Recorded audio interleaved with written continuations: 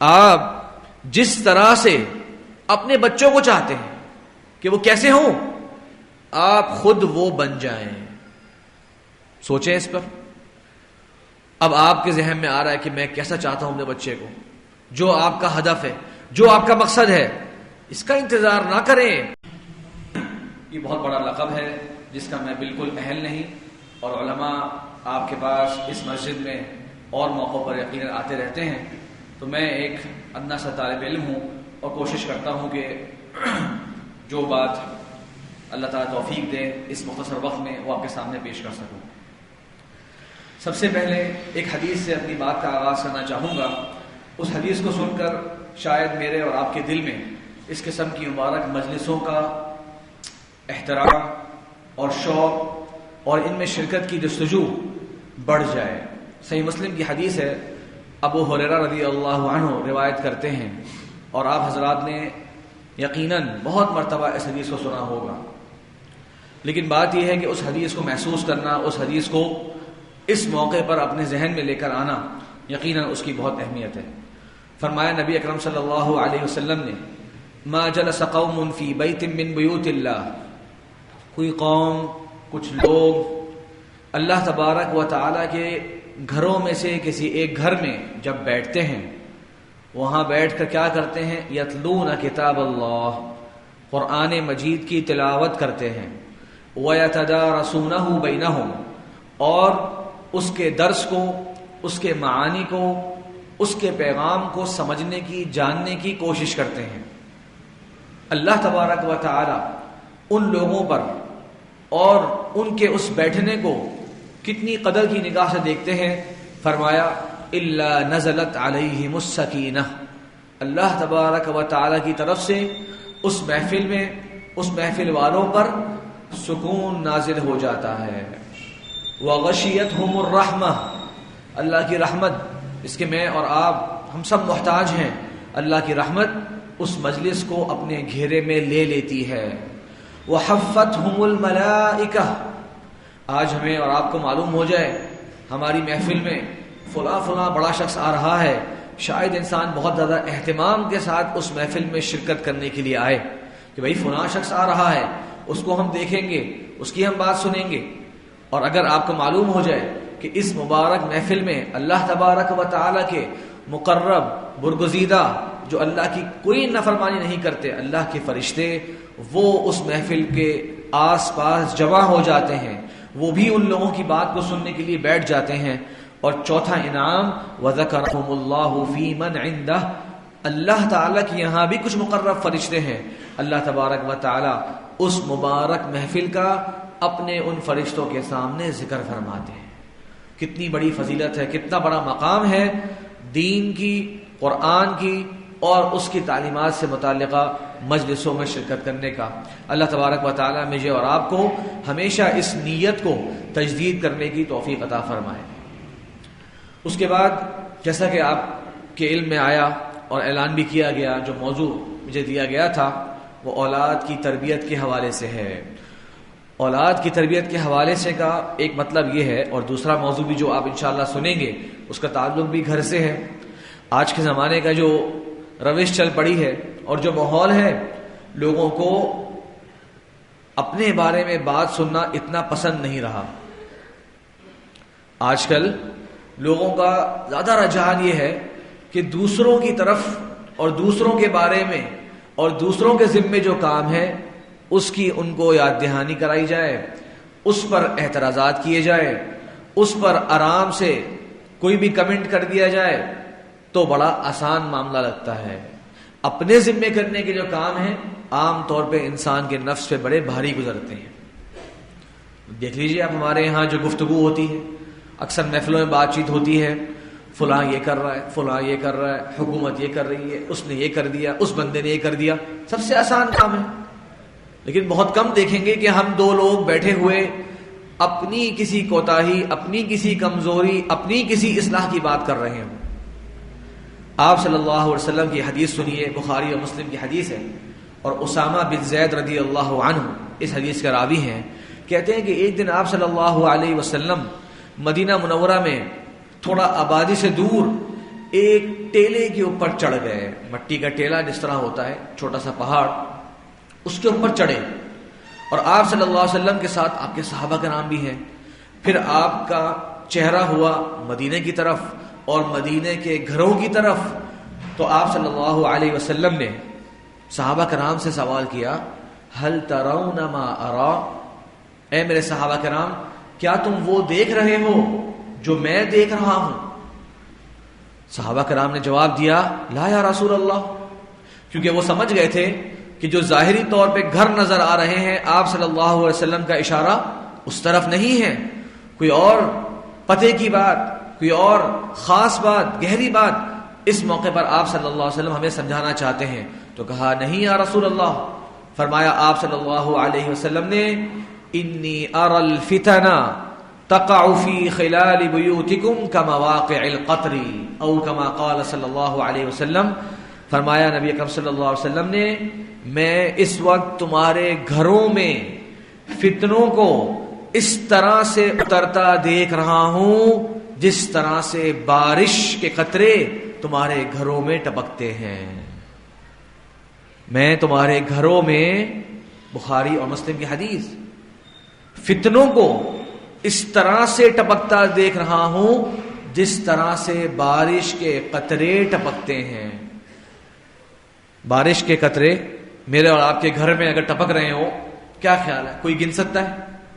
کوئی شمار کر سکتا ہے ان کو؟ تو آپ صلی اللہ علیہ وسلم نے یہ بات بیان فرمائی. صحابہ کرام جو آپ کے سامنے تھے، جو مقدس شخصیات، جو برگزیدہ شخصیات، جن کا ایمان، تقوی، اس کا کیا معیار میں اور آپ جانتے ہیں. تو ان کو آپ صلی اللہ علیہ وسلم یہ بات بیان فرما رہے ہیں کہ میں فتنوں کو تمہارے گھروں کے اندر نازل ہوتا ایسے دیکھ رہا ہوں جیسے بارش کے قطرے. تو ذرا سوچئے، آج 1400 سال بعد جو امت کے گھر ہیں، 1400 سال بعد جو امت کے اندر بارشیں ہو رہی ہوں گی گھروں میں، ان کی کتنی سنگینی ہوگی، ان کی کتنی زیادہ کثرت ہوگی، ان کی کتنی زیادہ ہولناکی ہوگی، جبکہ دیگر فتن کی احادیث بھی آخری وقت کے ساتھ جڑی ہوئی ہیں. تو سوچنے کی بات یہ ہے کہ کیا میں نے اور آپ نے ان فتن کو، ان کا مقابلہ کرنا، ان کے مقابل میں تدبیر کرنا، اس کے حوالے سے کچھ پلاننگ کری ہے؟ کبھی اس کا خیال بھی آیا ہے مجھے؟ کبھی یہ سوچا بھی ہے کہ میں اس دنیا میں کس لیے آیا ہوں؟ بہت سے، ظاہر ہے ٹاپک تربیت اولاد کا ہے تو اکثر میرے مخاطب والدین ہیں. تو بہت سے والدین کو لگتا ہے شاید زندگی کے جو معاملات آج کے زمانے میں چل پڑے ہیں، کسی سے کا سوال کر لیں کہ بھائی آپ دنیا میں کیوں آئے ہیں، تو شاید وہ اپنی اگر روز مرہ کی زندگی کو دیکھے تو شاید یہ سوال کا جواب دے کہ جناب اس لیے آئے ہیں کہ بس جوان ہو، اس کے بعد کچھ کمائیں، اس کے بعد کوئی کاروبار کر لیں، پھر ہماری شادی ہو جائے، پھر اولاد ہو جائے، پھر ہم ان کو کھلائیں، اور اس طرح بڑھاپا ہو جائے، اور پھر پوتے پوتیاں ہو جائیں اور چلے جائیں. لیکن اللہ تبارک و تعالی نے تو میرا اور آپ کا دنیا میں آنے کا مقصد یہ تو نہیں بیان فرمایا، وَمَا خَلَقْتُ الْجِنَّ وَالْإِنسَ إِلَّا لِيَعْبُدُونَ. جنوں اور انسانوں کو میں نے صرف اور صرف اپنی عبادت کے لیے پیدا کیا. تو پہلا اور آخری جواب اگر میرے آپ کے ذہن میں یہ ہوگا کہ بھائی میں تو اللہ کی بندگی کرنے کے لیے اس دنیا میں آیا ہوں، تب شاید تربیت اولاد کا پہلا سبق مجھے اور آپ کو سمجھ میں آئے گا کہ میرا اور اس بنو آدم کا، جس کا ذمہ دار اللہ نے مجھے بنایا، جس کا دنیا میں آنے کا سبب میں بنا، اس کا بھی اور میرا بھی اس وقت یہاں ہونے کا مقصد اللہ کی بندگی کرنا ہے، اللہ کی عبادت کرنا ہے. تو پہلے تو یہ بات کلیئر ہونی چاہیے، پہلے تو اس ٹاپک کی اہمیت کا اندازہ اس سے لگانا چاہیے. آپ نے آیت سنی بھی، یا ایھا الذین آمنوا، اے لوگوں جو ایمان لائے، قوا انفسکم واہلیکم نارا، بچا لو اپنے آپ کو، اپنے گھر والوں کو آگ سے. ذرا غور کریں، بچا لو آگ سے کا مطلب کیا یہ تو نہیں کہ اگر ہم نے اپنے آپ کو اور گھر والوں کو بچانے کے لیے کوشش نہیں کری، ایفرٹ نہیں کری، محنت نہیں کری، اس کے لیے خاص اہتمام نہیں کرا، تو جو روز مرہ کی زندگی ہے وہ غفلتوں کے اندر ہمیں آگ کی طرف ہی لے کر جا رہی ہے. غور کریں، دنیا کی آگ کی مثال سمجھیے. آپ کے اور میرے سامنے اللہ نہ کرے اگر کسی جگہ آگ لگ جاتی ہے اور وہاں پر کوئی چھوٹا بچہ موجود ہے آپ کے گھر والوں میں سے، تو کیا خیال ہے گھر کے افراد اس آگ کو بجھانے کے لیے، اس بچے کو بچانے کے لیے کس قسم کی محنت کریں گے، کس قسم کی کوشش کریں گے؟ شاید آپ سب کا ایک ہی جواب ہو کہ جتنی ممکن کوشش ہو وہ کوشش کریں گے، بلکہ باپ تو اپنے آپ کو بھی اگر اس آگ میں پھینکنے کے لیے تیار ہو تو وہ ایسا کر جائے گا، ایسا ہی ہے، اور لوگ تعجب بھی نہیں کریں گے۔ تو اللہ تبارک و تعالیٰ تو اس آگ کے مقابلے میں جو 70 گنا زیادہ دہکتی ہوئی خطرناک قسم کی آگ ہے، اللہ تبارک و تعالیٰ مجھے اور آپ کو اس آگ سے اپنی اولاد کو بچانے کا حکم دے رہے ہیں، اپنے گھر والوں کو بچانے کا حکم دے رہے ہیں۔ اس کی تیاری کیسی ہے، اس کے لیے اہتمام کتنا ہو رہا ہے؟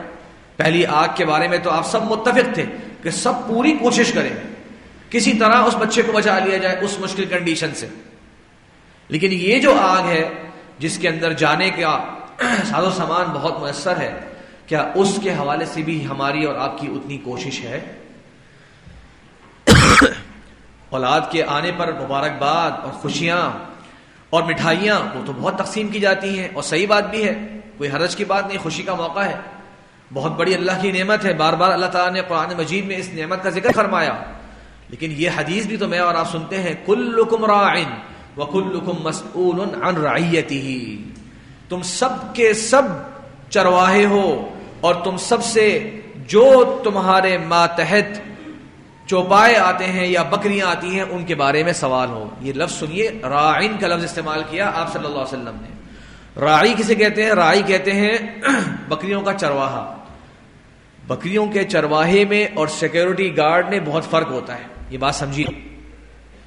بکریوں کا چرواہا جو ہوتا ہے وہ بکریوں کے ساتھ ہی رہتا ہے، وہ سب بکریوں کو ساتھ لے کر ہی چلتا ہے۔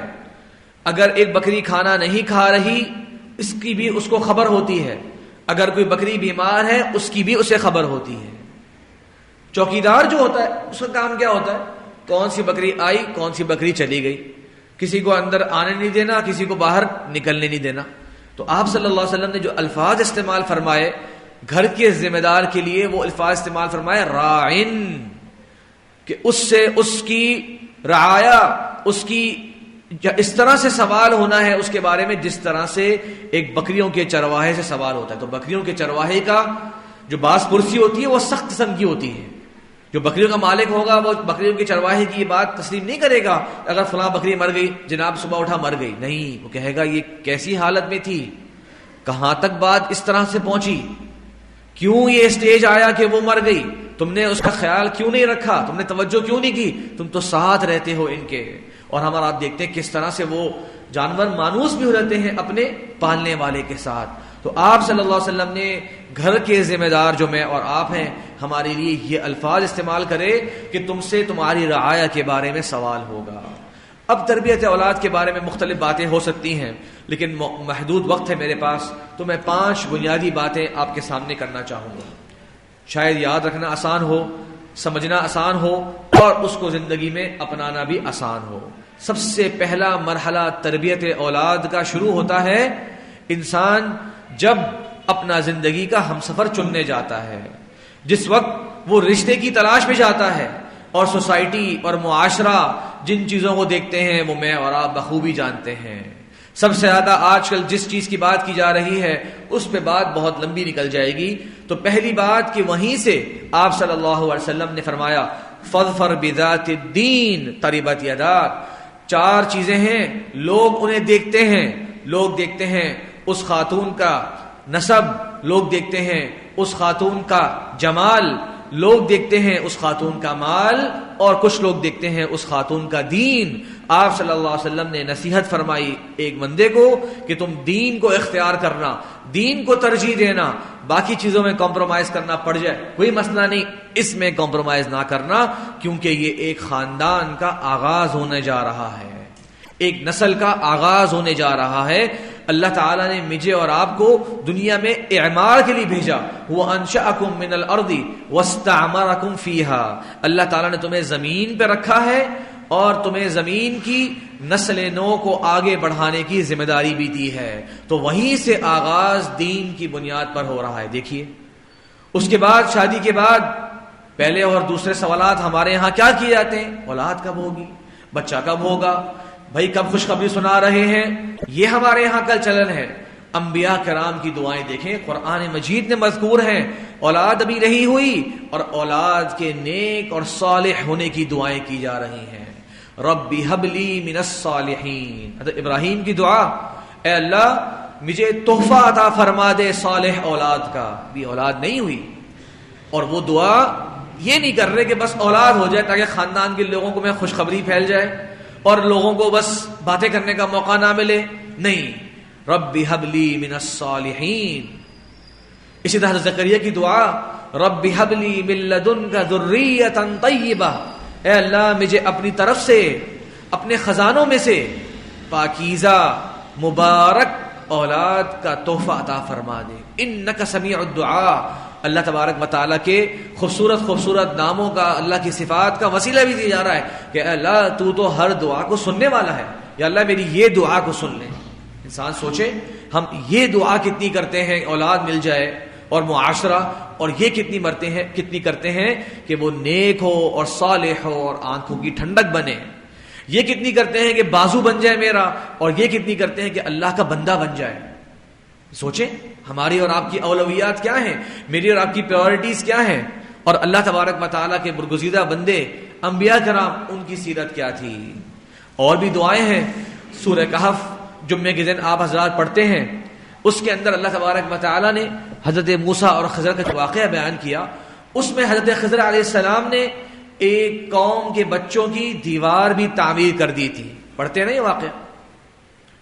حضرت موسیٰ علیہ السلام نے سوال کیا تھا کہ آپ نے یہ کیا کیا، تو اس کے جواب میں اللہ تبارک و تعالیٰ کے حکم سے خضر علیہ السلام نے یہ کام کیا اور بتایا وَكَانَ تَحْتَهُ. جو غلاموں کی تھی اور ان کے نیچے خزانہ تھا، اس دیوار کے نیچے خزانہ تھا. اگر وہ بچے ہیں، دیوار گر جاتی، خزانہ کسی اور کے ہاتھ لگ جاتا.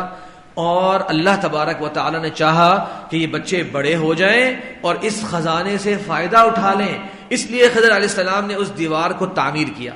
لیکن سوچنے کی بات یہ ہے، فرمایا اللہ تعالیٰ نے وَكَانَ أَبُوهُمَا صَالِحًا.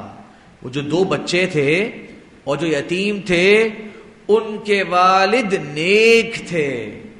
اس نیکی کی وجہ سے اللہ تبارک و تعالیٰ نے چاہا کہ یہ خزانہ جو ہے یہ ضائع نہ ہو جائے، یہ لوگوں کے ہاتھ پہ نہ لگ جائے، بلکہ ان کے والد کے صحیح وارث یہی بچے بنے.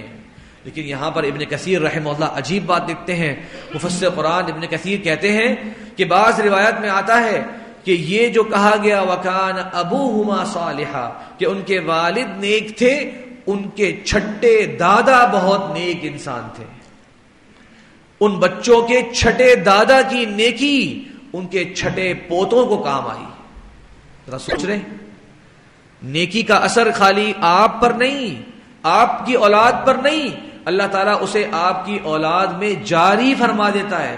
ابن کثیر رحمہ کہتے ہیں کہ وہ چھٹے دادا کے بارے میں بات ہو رہی ہے، اور عربی زبان کا ایک انداز ہے، عرب کا انداز ہے کہ وہ اب جو ہوتا ہے، والد جو ہوتا ہے، وہ دادا پردادا پردادا ان سب کو بھی عربی زبان میں اب بھی کہہ دیا جاتا ہے. تو سوچیں کب سے ٹریننگ ہو رہی ہے، کب سے پلاننگ ہو رہی ہے. وہ دنیا میں آئے نہیں اور ان کی نیکی کے اثرات ان بچوں تک پہنچ رہے ہیں. تو پہلا پوائنٹ جو میں بتانا چاہتا ہوں وہ یہ کہ تربیت کا آغاز اولاد کے دنیا میں آنے سے پہلے ہو جاتا ہے. دوسرا اہم پوائنٹ جو سمجھانا چاہ رہا ہوں وہ یہ ہے کہ سمپل سا ایک اصول اور قاعدہ ہے، بڑا آسان سا. آپ جس طرح سے اپنے بچوں کو چاہتے ہیں کہ وہ کیسے ہوں، آپ اس طرح سے خود بن جائیں. آپ جس طرح سے اپنے بچوں کو چاہتے ہیں کہ وہ کیسے ہوں، آپ خود وہ بن جائیں. سوچیں اس پر. اب آپ کے ذہن میں آ رہا ہے کہ میں کیسا چاہتا ہوں اپنے بچے کو، جو آپ کا ہدف ہے، جو آپ کا مقصد ہے. اس کا انتظار نہ کریں کہ مولانا صاحب آ کے نصیحتیں کر دیں گے بچے کو، وہ ویسا ہو جائے گا. مدرسے میں داخل تو کرا دیا نا میں نے، وہ تربیت کا پیریڈ بھی ہوتا ہے وہاں پر، قرآن کے ساتھ ساتھ تربیت بھی کر رہے ہیں، الحمدللہ میرے حصے کا کام وہ لوگ کر رہے ہیں. نہیں، آپ وہ ہو جائیں بچہ بھی وہ ہو جائے گا. ماں باپ کی تاثیر اولاد پر سب سے مضبوط تاثیر ہے. ماں باپ کی تاثیر اولاد پر سب سے مضبوط ترین تاثیر ہے، یہ میں اور آپ سب جانتے ہیں. چھوٹے بچے کو دیکھتے ہیں گھر میں، 1 سال کا ہوتا ہے، ماں کو دیکھتا ہے نماز پڑھنے کے لیے، وہ آگے سجدے کرنا شروع ہو جاتا ہے. آپ سب دیکھتے ہیں، آپ گھر میں سنتیں پڑھ رہے ہوں گے، 1 سال کا بچہ آپ کے ساتھ جانماز پہ آ کے بیٹھ کے اسی طرح کی حرکتیں کرنا شروع کر دیتا ہے. میں اور آپ محسوس نہیں کرتے، میں اور آپ نہیں دیکھتے. اور آپ صلی اللہ علیہ وسلم نے یہ بات بیان فرمائی، ایک حدیث میں، صحیح مسلم کی حدیث ہے، فرمایا آپ صلی اللہ علیہ وسلم نے کل مولود یولد علی الفطرہ، ہر بچہ فطرت دین اسلام پر پیدا ہوتا ہے. ہر بچہ دنیا میں جو آتا ہے اللہ تعالیٰ نے ان کی فطرت میں اسلام کو ودیعت فرما دیا ہے، داخل فرما دیا ہے، اسی میں پیدا ہوتا ہے. اب ہوتا کیا ہے، پھر ہم بولیں گے نہیں جناب ہمیں تو ہندو ملتے ہیں، ہمیں تو یہودی ملتے ہیں، ہمیں تو نصرانی ملتے ہیں. فرمایا فَأَبَوَاهُ يُهَوِّدَانِهِ أَوْ يُنَصِّرَانِهِ أَوْ يُمَجِّسَانِهِ، اس کے والدین اسے یہودی بنا دیتے ہیں یا نصرانی بنا دیتے ہیں یا مجوسی بنا دیتے ہیں. دیکھیے یہاں سب سے بڑی جو تاثیر اس بچے پر ہوتی ہے اس کا ذکر فرمایا، ابواہ، اس کے ماں اور باپ. ہو سکتا ہے ہم کہیں کہ وہ بڑا ہو گیا تھا، کسی باہر جا کے جو ہے کسی کے ہاتھوں یہودی بن گیا، ایسا بہت کم ہے.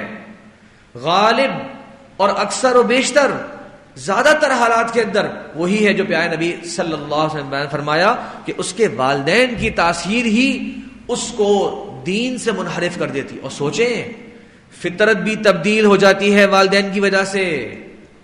فطرت پر پیدا ہوا لیکن ایسی ٹریننگ کری، ایسی تربیت کری، بلکہ میں تو سمجھتا ہوں معمولی سی اور ہلکی سی بھی ٹریننگ والدین نے اگر دے دی تو وہ ان کے دین کو اپنانے کے لیے تیار ہو جاتا ہے. اتنی گہری تاثیر رکھی ہے اللہ تعالیٰ نے آپ کے اور میرے حال پہ. یہ میں کیوں کہہ رہا ہوں؟ کیونکہ بہت سے گھروں کے اندر آج کے زمانے میں بہت سی اخلاقی برائیاں ہیں جس کے اندر والدین خود مبتلا ہیں، لیکن وہ چاہتے ہیں کہ بچے وہ کام نہ کریں. والد صاحب کی زبان پہ ہر 10 منٹ کے بعد ایک نازیبا لفظ آ رہا ہے، ایک گالی آ رہی ہے، اور بچہ اگر وہ لفظ کہہ دیتا ہے تو ابو جان جو ہے وہ تھپڑ مار دیتے ہیں اس کو. والد صاحب جو ہیں وہ طرح طرح کے مختلف ایسی چیزوں کو استعمال کرتے ہیں جو ناجائز ہیں، گھر کے اندر استعمال کر رہے ہیں، نشے سے متعلقہ چیزیں ہیں، اور چاہتے ہیں کہ میری اولاد یہ کام نہ کرے. نہیں، آپ کی اولاد کے تو آپ آئیڈیل ہیں، آپ کی اولاد کے تو آپ رول ماڈل ہیں. وہ تو منتظر ہیں کس وقت جو ہے ان کا ہاتھ وہاں جائے اور وہ اسی وقت وہ کام کریں جو ان کے ابا جان کرتے ہیں. اولاد کے سامنے آپ غلط بیانی کر رہے ہیں، جھوٹ بول رہے ہیں، خاندان کے بارے میں طرح طرح کی گفتگو کر رہے ہیں، پھر بچہ کل کو اگر اس رشتے کی پامالی کرتا ہے اور اس رشتے کو احترام نہیں دیتا، پھر آپ اسے ڈانٹیں گے، بیٹا خبردار وہ تمہارے بڑے ہیں. وہ کہے گا ابو میں نے آپ کو ہی ان کے بارے میں ایسے ایسے باتیں کہتے ہوئے سنا تھا. تو اس کی تو بہت ساری مثالیں ہیں، لیکن وقت چونکہ کم ہے تو میں بنیادی اصول بیان کر رہا ہوں. جس طرح سے چاہتے ہیں آپ کی اولاد ہو جائے، میں نے اور آپ نے آج اپنے آپ کو ویسا بنانا ہے. نمازی اولاد ایسے نہیں ہوگی. اللہ کی قسم میں نے ایسے والد کو دیکھا کہ وہ گھر میں نماز قائم بیٹھے ہوئے ہیں اور اذان ہو جاتی ہے، جماعت کا وقت آتا ہے، بیٹے سے کہتے ہیں بیٹا جاؤ مسجد نماز پڑھنے جاؤ. آپ کے خیال میں بچہ باپ کے خوف سے چلا جائے گا، لیکن اس کے دل میں نماز کی ذرہ برابر بھی تعظیم کبھی بیٹھے گی؟ وہ کہے گا اگر یہ بہت اچھا کام کرنے کے لیے جا رہا ہوتا نا میں تو میرے ابا جان پہلے خود جاتے، پہلے ابو خود جاتے، پھر میرے ساتھ جانے کا کہتے، اسے کہہ رہے جاؤ نماز پڑھ کے آ جاؤ. اور آپ اس وقت بہت مصروف ہیں، آپ اس وقت آفس کے کاموں کے اندر مصروف ہیں. بچے کو پیغام مل گیا کہ اگر کل کو کوئی ضروری کام ہو تو نماز چھوڑ دینے میں کوئی مسئلہ نہیں ہے، جیسے ابا چھوڑ دیتے ہیں. اگر کوئی میچ ویچ آ رہا ہو تو بعد میں جماعت پڑھ سکتے ہیں، بہت آخری بالیں چل رہی ہیں بھائی، آخری اوور چل رہے ہیں. اکثر جب میچ وغیرہ ہوتے ہیں مسجد کے اندر نمازی کم ہو جاتے ہیں. یہ حقیقت ہے کہ نہیں؟ کیوں جناب؟ وہ بعد میں جماعت کرا لیں گے. تو بچے کو تو پیغام مل گیا نا کہ سب سے افضل اور سب سے اہم ترین زندگی کا اولوی ترین کام جو ہے وہ نماز نہیں ہے. بچے کو پیغام مل گیا اسی موقع پہ جس دن آپ پیچھے ہو گئے. لیکن جب دیکھے گا بچہ کہ والد صاحب جس قسم کے حالات بھی ہوں وہ نماز کو فوقیت دے رہے ہیں، والد صاحب جس قسم کی بھی تھکے ہوئے ہوں وہ قرآن کی تلاوت کر رہے ہیں، والد صاحب جس طرح کے بھی ہوں وہ اپنے والدین کی، اپنے خاندان کے جو اور افراد ہیں ان کی غیبت نہیں کرتے، ان کے بارے میں برا نہیں کہتے، اس کے وہ کانپ جائے گا اگر اس کے زبان پہ کبھی اس رشتہ داروں کے بارے میں کوئی برا لفظ بھی آئے گا. ایسا ہے کہ نہیں؟ وہ جرأت ہی نہیں کرے گا وہ لفظ آپ کے سامنے کہے، کیونکہ آپ کو اس نے کبھی بھی ان رشتہ داروں کے بارے میں ایسا لفظ کہتے نہیں دیکھا. تو یہ دوسری بات تھی. تیسری بات جو میں کہنا چاہتا ہوں آپ کو محترم حاضرین وہ یہ ہے کہ انسان کو چاہیے، اور یہ خاص کر آج کے زمانے میں اس کی اہمیت بڑھ گئی ہے، کہ اولاد کی تربیت کے اندر ان کے اندر دین کی تعظیم کو شامل کرے اور دین کی حکمتوں کو بھی واضح کرے. مثال کے طور پہ ہمارے ہاں اکثر جب نماز کے بارے میں سوال ہوتا ہے کیسے سوال کرتے ہیں؟ بیٹا نماز پڑھ لی؟ جی پڑھ لی. کہاں پڑھی تھی؟ اس وقت پڑھی تھی. اچھا ٹھیک ہے، نماز پڑھو، دیر ہو رہی ہے، ٹائم نکل رہا ہے، جلدی سے نماز پڑھو. سوال ہو گیا. آج قرآن مجید پڑھا؟ نہیں پڑھا، جلدی سے پڑھو بیٹھ کے، شاباش. کھانا نہیں ملے گا، موبائل نہیں ملے گا، قرآن مجید نہیں پڑھا. آپ نوٹ کریں، دین کو بھی ہم نے اس طرح ہی بیان کرنا شروع کر دیا جیسے کہ وہ میرے اور آپ کے روز مرہ کے آرڈرز ہیں. جیسے کچھ باہر سے کانٹ منگوا رہے ہیں، یہ لے آؤ، روٹی لے آؤ، دہی لے آؤ، یہ لے آؤ، ہم نے اس کو بھی اسی طرح کے احکامات میں شامل کر دیا. نہیں، وہ اللہ تعالی کا اس بندے سے تقاضا ہے اس کو تعظیم کے انداز میں بیان کریں، اس کی حکمتیں کبھی کبھار بیان کریں. بچوں کو بتائیں کہ آپ نماز کی تاکید کیوں کر رہے ہیں. بیٹا مجھے اور آپ کو اس نماز کی ضرورت ہے، میں اور آپ اپنی کمزوری، اپنی محتاجی رب العالمین کے سامنے رکھیں گے، اللہ تعالی ہماری دعائیں کو قبول فرمائے گا. یہ آپ صلی اللہ علیہ وسلم کی بیٹا آنکھوں کی ٹھنڈک ہوا کرتی تھی. آج مجھے اور آپ کو بھی اسے محبت سے ادا کرنا چاہیے، اسے اپنے پر بوجھ نہیں سمجھنا چاہیے. آپ صلی اللہ علیہ وسلم کا یہ انداز تھا. تو آپ صلی اللہ علیہ وسلم کے سامنے ایک بچہ آپ صلی اللہ علیہ وسلم کے سامنے کھانا کھا رہا تھا، اور ان کے کھانے کے دوران ان کا ہاتھ جو ہے، بچے اس طرح ہوتے، کوئی پسندیدہ چیز ہے اس کی طرف بڑھ رہا ہے بار بار، تو پوری برتن میں اس کا ہاتھ ادھر سے ادھر جا رہا ہے. اب دیکھیے آپ صلی اللہ علیہ وسلم کا تربیت کا انداز. آپ صلی اللہ علیہ وسلم، اب ہمارے یہاں کوئی ہوتا ہم فوراً سے کہتے تھے بیٹا بری بات، کیا بدتمیزی ہے، سامنے سے کھاؤ. ہم سوچتے کہ بس ہم نے اتنا جملہ بول دیا، تربیت ہو گئی، اصلاح ہو گئی، تربیت کا حق ادا ہو گیا. آپ صلی اللہ علیہ وسلم فرمایا یا غلام، اے میرے بچے. پہلے اس کو محبت سے مخاطب کیا، پھر فرمایا سم اللہ، کھانے کا ایک زائد ادب بیان کر دیا، ایک اور ادب بیان کر دیا. اس بچے کو اس موقع پر وہاں ضرورت نہیں تھی، لیکن اس تنبیہ تک آنے سے پہلے ایک تمہید باندھی تاکہ انسان کا نفس تیار ہو جائے. فرمایا سم اللہ، اللہ کا نام لو، بسم اللہ پڑھو. وَكُلْ بِيَمِينِكَ، اور بیٹا سیدھے ہاتھ سے کھایا کرو. وَكُلْ مِمَّا يَلِيكَ، اب سب سے آخری جملہ، 4 جملے ہیں حدیث میں، آخری جملہ وہ تھا جس کی اس موقع پر بچے کو ضرورت تھی. فرمایا وَكُلْ مِمَّا يَلِيكَ، اور وہ کھاؤ جو تمہارے بالکل سامنے ہے. اب دیکھیں اس بچے نے خود یہ بات پھر آگے روایت کری، کتنا اچھا اثر ہوا ان پر، کتنی بڑی تعلیم اور سنت دکھائی آپ صلی اللہ علیہ وسلم اس موقع پر. یا غلام بھی کہا، سم اللہ بھی کہا، اللہ کا نام لو. وَكُلْ بِيَمِينِكَ، اپنے سیدھے ہاتھ سے کھاؤ. وَكُلْ مِمَّا يَلِيكَ، اور جو سامنے ہے بیٹا اس کو کھاؤ. اس طرح آپ صلی اللہ علیہ وسلم تربیت کا اہتمام فرمایا کرتے. عبداللہ بن عباس رضی اللہ عنہ، جس وقت آپ صلی اللہ علیہ وسلم کا انتقال ہوتا ہے ان کی عمر 10 سال تھی جس وقت انتقال ہوتا ہے، اور آپ صلی اللہ علیہ وسلم نے ان کو توحید سکھائی ہے اور فرمایا یا غلام انی اعلمک کلمات، میں تمہیں کچھ جملے سکھا رہا ہوں بیٹا، ان کو یاد رکھنا. اور کیا جملے ہیں، عظیم جملے. احفظ اللہ یحفظک، اللہ کی حفاظت کرنا اللہ تمہاری حفاظت کرے گا. اللہ کے احکامات کی حفاظت کرنا اللہ تعالیٰ تمہاری حفاظت کرے گا. تم چاہتے ہو تمہیں نقصان نہ ہو، پریشانیاں نہ آئیں، مشکلات نہ آئیں، تم جو اللہ تعالیٰ کی حدود ہیں ان کی حفاظت کرو.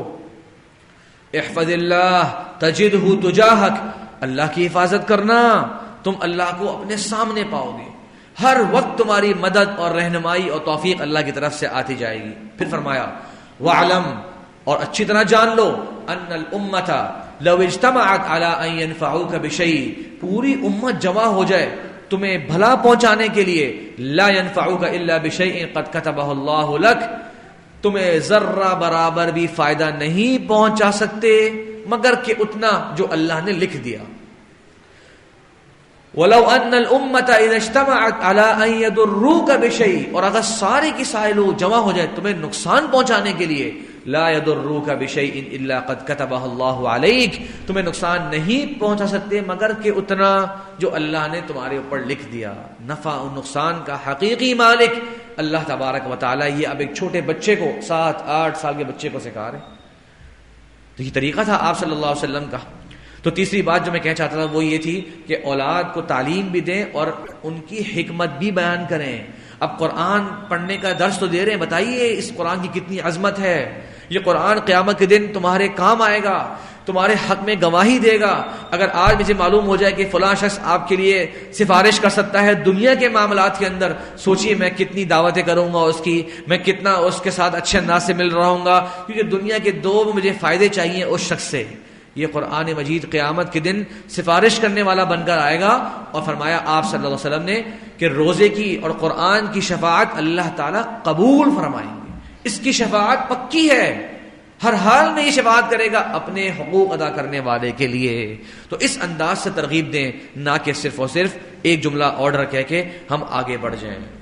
چوتھی بات، اور 5 منٹ میں اپنی بات میں پوری کرتا ہوں، معذرت شیخ محترم بھی موجود ہیں اور میں نے وقت کافی لے لیا، جزاک اللہ. تو چوتھی بات جو ہے وہ یہ، آج کے زمانے میں بہت بڑا المیہ یہ ہے، دیکھیں انسان کو اللہ تعالیٰ نے جذبات کا، احساسات کا بنایا ہے. اولاد بڑے ہر عمر کے لوگوں کے جذبات ہیں اور احساسات ہیں. اگر اولاد کو گھر سے شفقت اور محبت اور اپنائیت اور دلچسپی نہیں ملے گی، وہ اس چیز کو تلاش کرنے کے لیے گھر سے باہر جائیں گے. یہ بہت بڑی بات ہے.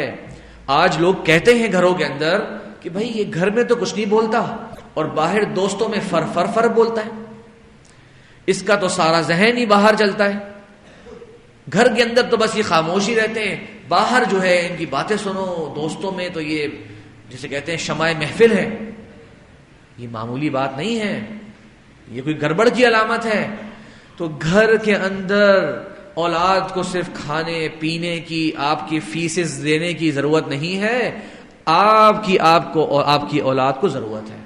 اور یہ آپ سے مراد یہ، میں بھی اس میں شامل ہوں، ہم سب کی اس زمانے بہت کوتاہیاں ہیں، کیونکہ ہمیں ویسے ہی فرصت نہیں، کاموں سے فرصت نہیں. اب تو 2-3 جابز لوگ کر رہے ہوتے ہیں ایک ساتھ، اس کے بعد باقی فرصت جو ہے وہ ان کا موبائل لے لیتا ہے اور باقی فرصت جو ہے وہ دوستوں کی محفل لے لیتی ہیں.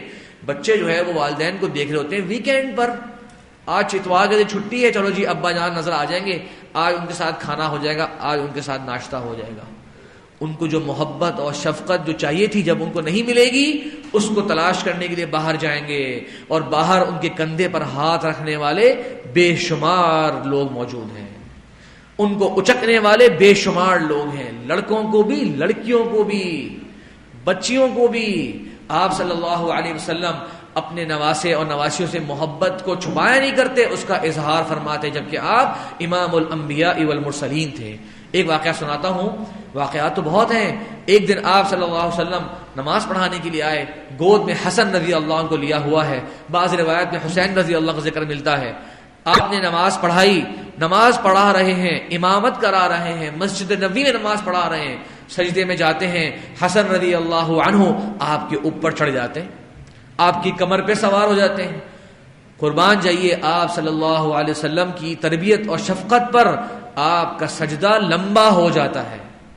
ذرا سوچیں، میں اور آپ آج بھی گھر میں ہونا، اگر بچہ کو قریب آ جائے ہم لوگ غصے سے جھڑک دیتے ہیں، اس کو دور کر دیں گے، اس کو اس موقع پر بھی وہ بچہ ہی گھبرا جائے گا، پتہ نہیں میں نے کیا کیا. بھائی وہ 1 سال کا بچہ ہے، اسے تو نہیں معلوم کہ آپ کون سی اہم عبادت کر رہے تھے.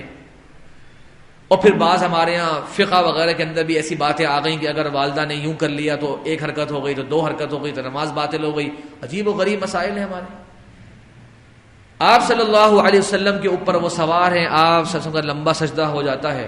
صحابی رسول قیس الاشعری رضی اللہ عنہ، صحابہ کرام بھی ایمان والی شخصیات، ان کے دل میں یہ نہیں آیا کہ بھئی سجدہ بہت لمبا ہو گیا، گھر جانا ہے، کچھ کام ہے، ضرورت ہے. نہیں، خیال آیا اللہ نہ کرے کہ نبی اکرم صلی اللہ علیہ وسلم پر کسی نے حملہ نہ کر دیا ہو، کچھ نقصان نہ پہنچ گیا ہو. تو اسی حالت میں اٹھ کے دیکھتے ہیں سجدے سے کہ چیک کر لوں آپ صلی اللہ علیہ وسلم کو کوئی نقصان تو نہیں پہنچ گیا. تو دیکھتے ہیں کہ آپ کا نواسا آپ کی کمر کے اوپر سوار ہے اور جناب کھیل جاری. دوبارہ سجدے میں چلے جاتے ہیں یہاں تک کہ آپ صلی اللہ علیہ وسلم کی نماز مکمل ہوتی ہے. صحابہ کرام سوال کرتے ہیں یا رسول اللہ آج ہم نے آپ کا ایک عجیب معاملہ دیکھا، آج تو آپ کا سجدہ لمبا ہو گیا. اب آپ صلی اللہ علیہ وسلم امام الانبیاء والمرسلین، پروقار ترین شخصیتوں میں سب سے زیادہ پروقار، لیکن کیا آپ کا کیا کردار تھا، کیا اخلاق تھا؟ آپ نے فرمایا بات یہ ہے کہ یہ میرا بچہ، یہ میرا بیٹا، وہ نواسا تھا، بیٹا ہوتا ہے، یہ میرے اوپر سوار ہو گیا تھا تو میں نے چاہا کہ یہ اپنی حاجت پوری کر لے اور میں اللہ کی مزید تسبیح بیان کر دوں، یہ بھی اپنا شوق پورا کر لے اور میں تو اللہ کی عبادت میں ہوں، میں سجدے کرتا جاؤں. سوچیے تربیت کا طریقہ آپ صلی اللہ علیہ وسلم کا. تو پوائنٹ چوتھا میرا یہ تھا کہ بچوں کو محبت کے اظہار کی ضرورت ہے. ان کے ساتھ اظہار کریں، ان کے ساتھ بیٹھیں، ان کی جو بچوں والی باتیں ہیں ان کو بھی سنیں، ان کی بھی اصلاح کریں، اس پر ہنسیں بھی اور ان کے ساتھ کھیلیں بھی. یہ آج کے زمانے میں بہت زیادہ کم ہوتا جا رہا ہے کیونکہ ہم اور آپ بہت باہر کی زندگی میں مصروف ہوتے جا رہے ہیں. ہمیں لگتا ہے کہ اولاد کی حق خالی یہ ہے کہ کھانا پہنچا دیا، فیس دے دی، یونیفارم لا کے دے دیا، بس نہیں. یہ ان کی جو جذباتی ضرورت ہے وہ آپ سے بہت زیادہ جڑی ہوئی ہے. آخری بات جو ہے جس پہ اپنی بات ختم کرتا ہوں وہ یہ ہے کہ کچھ نادان والد حضرات بعض مرتبہ شیطان کے اس بہکاوے میں آ جاتے ہیں کہ جناب حالات بڑے مشکل ہیں اور معیشت کے حالات آپ سب بہت اچھی طرح جانتے ہیں. تو بھائی اب اولاد کو اگر کچھ بہتر زندگی کے ساتھ رکھنا ہے، ان کو اچھی زندگی اگر دینی ہے، اچھے اسکول میں تعلیم دینی ہے، تو بھائی پھر جو حلال رزق کے آپشن میرے سامنے آ رہے ہیں نا وہ تو ناکافی ہیں. پھر کچھ ایسے کام بھی کرنے پڑیں گے جس کے بارے میں کسی کو بتا نہیں رہا ہوں، جس کے بارے میں کسی عالم دین سے سوال ہی نہیں کر رہا ہوں کہ اگر سوال کر لوں گا تو کہہ دیں گے یہ تو ناجائز ہے. محترم حضرات، یہ آج کے زمانے میں بہت بڑھ گئے ہیں. بہت سے لوگ ہم سے ایسے سوال کرتے ہیں، وہ سوال ہی پورا نہیں بتا رہے ہوتے کہ اگر سوال پورا بتا دیا تو مولانا صاحب کہہ دیں گے بھائی یہ تو واضح طور پہ حرام طریقہ ہے کہ یار نہیں، یہ ہمارے مہینے کے 50-60 اس جگہ سے جڑ گئے ہیں اور 50-60 ہزار کی مجھے بہت ضرورت ہے تو بس آنے چاہیے. میرے پیارے بھائی، یہ حرام روزی اللہ کے نبی اکرم صلی اللہ علیہ وسلم کا فرمان سن لیجئے کہ جو جسم اس کی تربیت اور نشو و نما حرام سے ہو رہی ہے، فالنار اولا بہ، آگ ہی اس کا حقدار ہے. وہ اس کا ایسا جسم اللہ تعالیٰ کو بالکل پسند ہی نہیں، وہ آگ کا مستحق بندہ ہے. اور فرمایا آپ صلی اللہ علیہ وسلم نے نہ ہی اس کا کھانا حرام، پینا حرام کا، کپڑے حرام کے، نشو و نما حرام کی، فأنا یستجاب لہ، دعائیں کیسے قبول ہوں گی؟ ہم کہتے دعائیں قبول نہیں ہو رہی. تو آخری پوائنٹ کیا تھا؟ ہمیشہ اس بات سے ڈریں کہ آپ اپنی اولاد کے منہ میں حرام کا لقمہ دے رہے ہیں، وہ خود آپ کی نافرمان ہو جائے گی.